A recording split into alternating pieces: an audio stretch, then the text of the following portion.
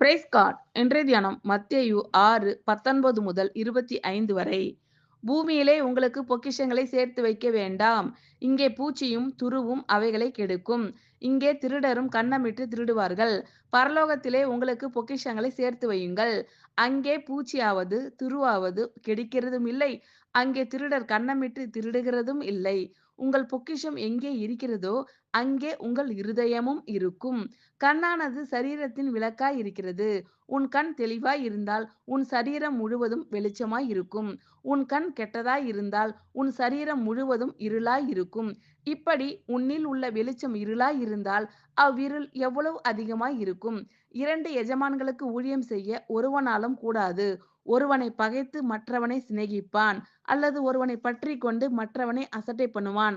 தேவனுக்கும் உலகப் பொருளுக்கும் ஊழியம் செய்ய உங்களால் கூடாது. ஆகையால் எண்ணத்தை உண்போம், எண்ணத்தை குடிப்போம் என்று உங்கள் ஜீவனுக்காகவும், எண்ணத்தை உடுப்போம் என்று உங்கள் சரீரத்துக்காகவும் கவலைப்படாதிருங்கள் என்று உங்களுக்கு சொல்லுகிறேன். ஆகாரத்தை பார்க்கிலும் ஜீவனும், உடையை பார்க்கிலும் சரீரமும் விசேஷித்தவைகள் அல்லவா? ஆமென். Thank you Lord.